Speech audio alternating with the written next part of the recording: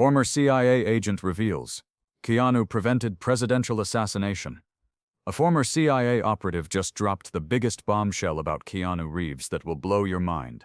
You think you know Keanu? Think again. It's March 15, 2012. Barack Obama is flying to a classified location for emergency national security meetings. The presidential convoy is locked down tighter than Fort Knox. But here's what nobody knew at the time. There was a mole in the Secret Service. Agent Sarah Chen had been feeding intel to a foreign operative for months. She knew every route, every protocol, every weakness in the president's security detail. The assassination plot was already in motion, but fate had other plans. That same morning, Keanu Reeves was catching a red-eye flight from Vancouver to DC after wrapping a charity event. Nothing unusual, right? Wrong, because what happened next changed the course of American history. Here's where it gets insane. The flight gets delayed. Mechanical issues. Passengers are frustrated. But Keanu?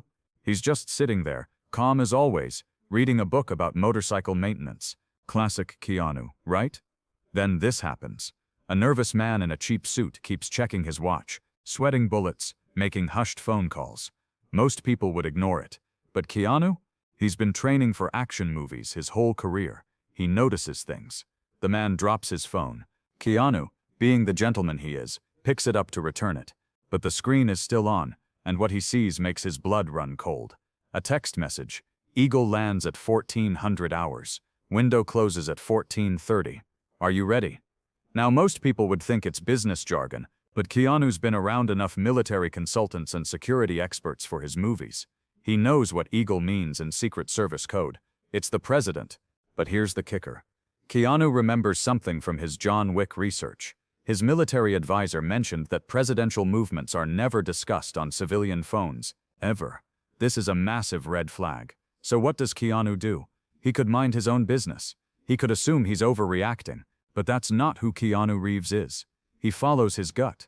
Pretending to use the bathroom, Keanu accidentally bumps into the nervous man.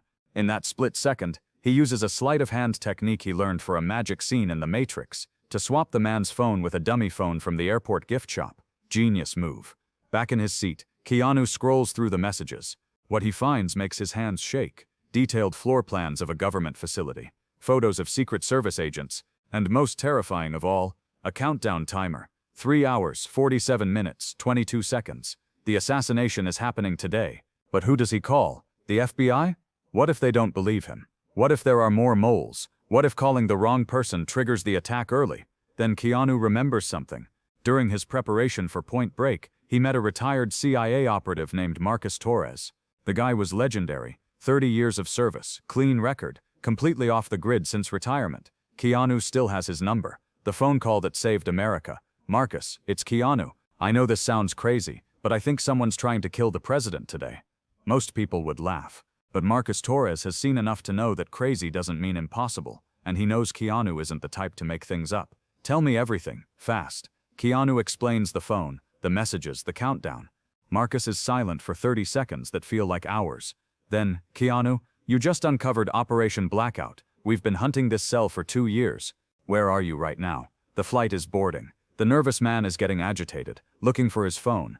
Airport security is starting to notice the commotion. Time is running out. Marcus patches Keanu through to his former handler at Langley. In 60 seconds, Keanu uploads every photo, every message, every piece of evidence to a secure CIA server. But they have a problem. The president's location is classified. Even the CIA can't just call him up and say, hey, someone's trying to kill you.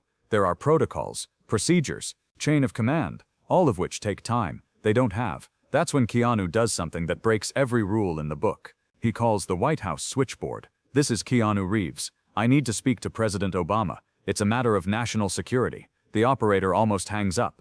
But something in Keanu's voice, that calm, measured tone that's made him famous, makes her pause. Sir, I can't just tell him it's about Operation Blackout. Tell him he has 93 minutes to live. Dead silence. Then, please hold. What Keanu doesn't know is that Obama is a huge Matrix fan. When his chief of staff rushes in and says Keanu Reeves is on the phone about an assassination plot, the president's first thought isn't this is a prank. It's Neo doesn't joke about this stuff. Obama takes the call. Mr. Reeves, this is Barack Obama. I understand you have information about a threat? In 3 minutes, Keanu explains everything. The phone, The messages, the countdown now showing 57 minutes.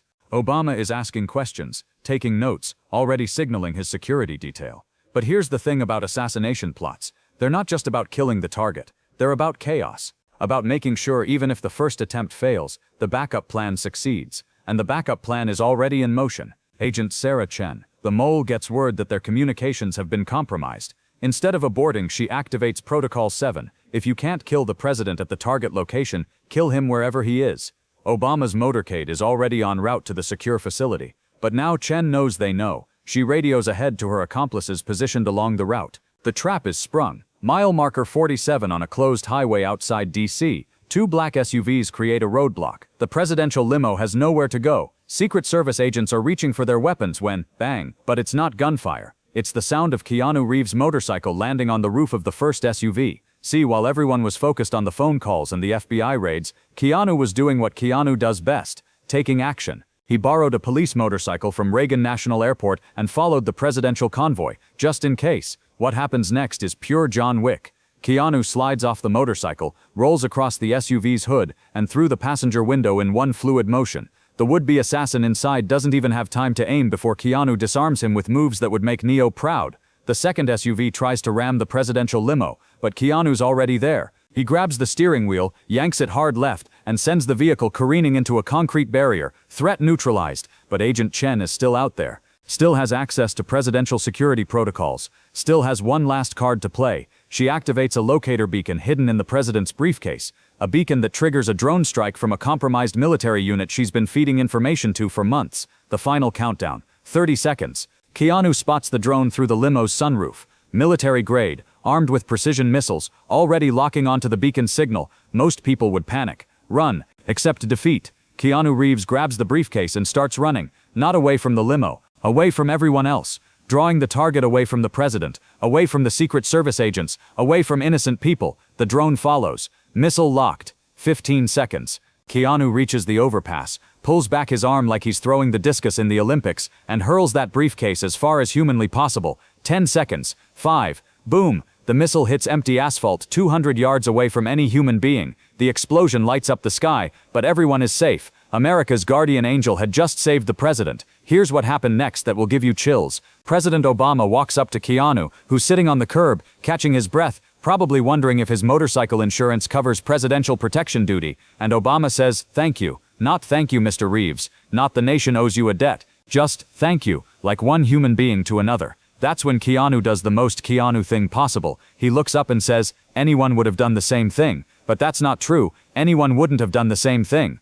Anyone would have minded their own business, assumed it was nothing, figured someone else would handle it. Only Keanu Reeves would save the president and act like it was no big deal. The official report listed it as a training exercise gone wrong. The media never found out. Agent Chen and her accomplices disappeared into federal custody. The drone strike was classified as a technical malfunction, but Marcus Torres, the retired CIA operative, he kept in touch with Keanu. And last month, after 12 years of silence, he finally decided the world needed to know the truth. Because here's what Marcus told me that will blow your mind.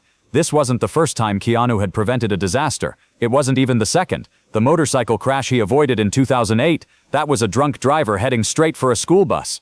The random subway delay in 2010, Keanu had spotted a suspicious package and quietly alerted authorities. Keanu Reeves isn't just playing a hero in movies. He is the hero in real life. And the craziest part? He's never told anyone. Never bragged. Never even mentioned it in interviews. Because to Keanu, being a decent human being isn't newsworthy. It's just Tuesday. So the next time someone tells you Hollywood actors are just pretty faces who play pretend, remind them about March 15, 2012, the day Keanu Reeves saved the President of the United States with nothing but a smartphone, a borrowed motorcycle, and the kind of courage most of us only dream about. And he did it all because he noticed a nervous man drop his phone. That's the power of paying attention. That's the power of caring about strangers. That's the power of being genuinely, authentically good in a world that sometimes forgets what heroes look like. They look like Keanu Reeves. Smash that like button if this story gave you chills. And remember, in a world full of noise, be someone who notices the quiet moments that matter, because you never know when your moment to be a hero might come.